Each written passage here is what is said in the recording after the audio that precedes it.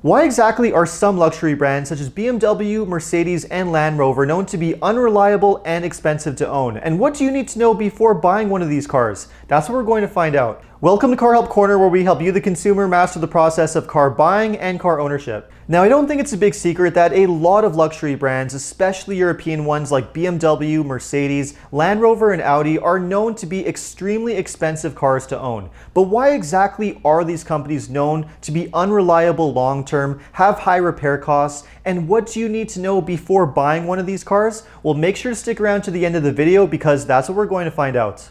After over 10 years as a professional car consultant, helping consumers with all kinds of car-related issues, I've received thousands of complaints from owners of various different car brands over all kinds of different serious repair issues. And there's no question about it, over that period of time, you definitely start to see patterns in terms of which cars are more problematic than others. Of course, I also consult with mechanics on a regular basis who work on these cars and look at the data from reputable organizations as well. And when you put all of this information together, you start to see which car companies are the most problematic, unreliable, and expensive to own long term. And the ones that consistently come at the very top are luxury European brands such as BMW, Mercedes, Audi, and Land Rover. Of course, there are a few other ones as well, including Porsche, Volvo, and Jaguar. All of these companies basically fall into the same category of being extremely expensive cars to own long-term, well past the warranty period. Now, of course, European luxury brands are not the only ones that are known for reliability issues. You can have all kinds of issues with a lot of domestic brands too, including Ford, Jeep, GM, and a few others. But the big difference is going to be the cost of repair, because European luxury cars just take repair costs to a whole new level. And what do I mean by expensive to own? Well, you can pretty much guarantee that anytime one of these cars develops a serious issue, it's going to cost you at least 4 figures to fix, if not more. Something as simple as a rough running engine with an engine misfire that involves replacing spark plugs, ignition coils, or fuel injectors can easily cost $1,000 to $2,000 on any one of these cars. And if the engine has any serious oil leaks and requires a full resealing, you can easily double that number. And if you experience total engine failure on something like a BMW or Mercedes, a new remanufactured engine can cost you anywhere from $20,000 to upwards of $60,000 depending on the model you have. I'm not joking, it can actually cost the price of a whole brand new car. And it's not just the engines you need to watch out for. Almost any of the parts on any one of these luxury brands can cost an enormous amount of money. If you need to replace the full air suspension system on a Range Rover, for example, that can cost you as much as $8,000. One example that I always remember though was from a client of mine who had a BMW that was just out of warranty and it needed a new headlight assembly. It was an expensive laser headlight unit and the cost of a replacement unit was just over $16,000.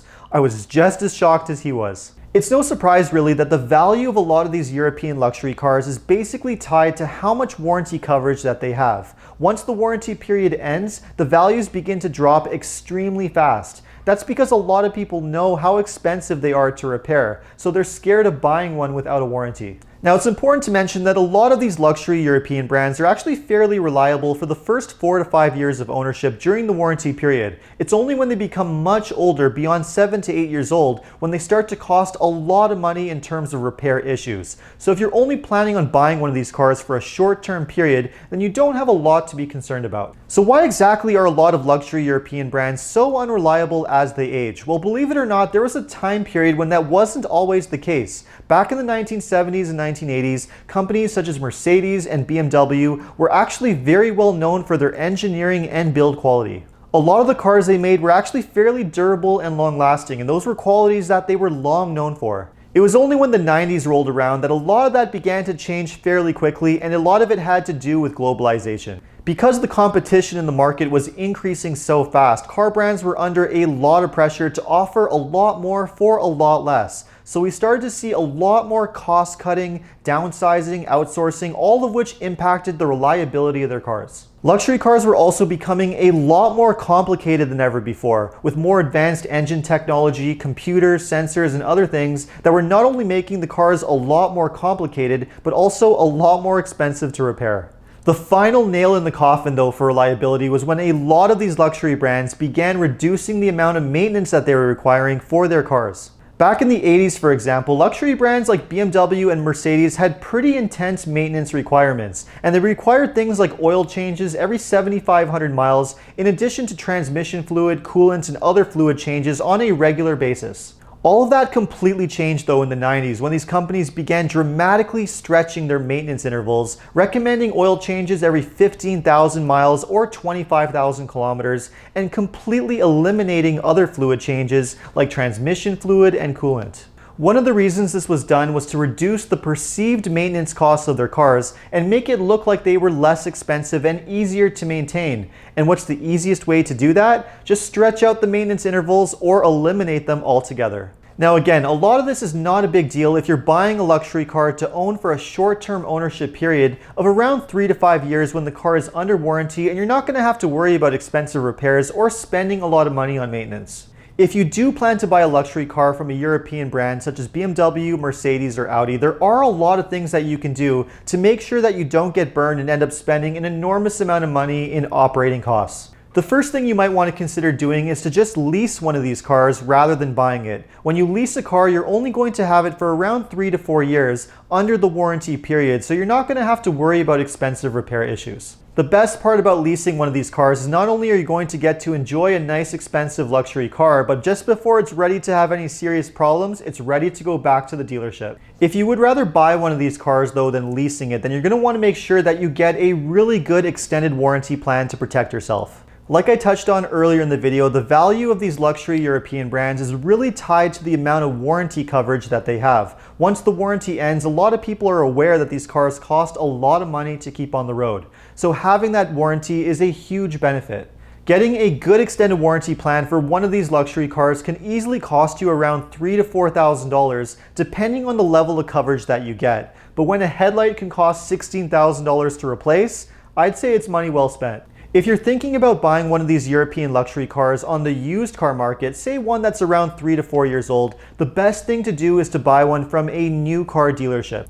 New car dealers often have a pretty good selection of lightly used cars that they typically receive on trade-in from owners who are just looking to upgrade to a new car. And what they often do is they keep the best examples for themselves to sell. And anything that's not worth keeping often just goes off to an auction where it later gets picked up by a used car dealership. Any high-end luxury car that ends up on a used car lot probably has some kind of serious backstory that you're not going to want to get involved in. So just to play it safe, buying from a new car dealership is usually the safest way to go.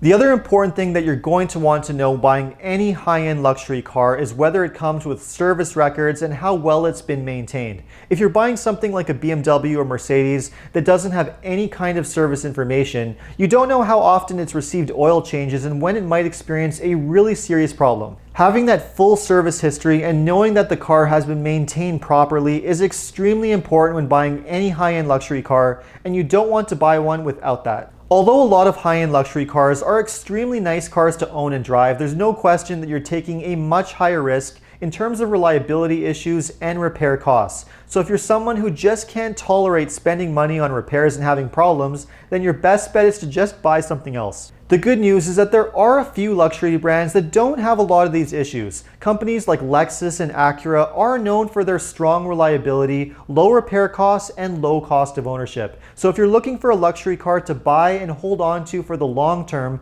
either one of these is a really good choice. Let me know what you thought of this video, and if you have any suggestions for any future car videos, just leave a comment below. And if you enjoyed this video, make sure to like and subscribe. And if you need any additional car buying advice, recommendations, or help with getting a great deal on your next new car purchase, you can check out carhelpcanada.com. Thanks so much for watching, and see you next time.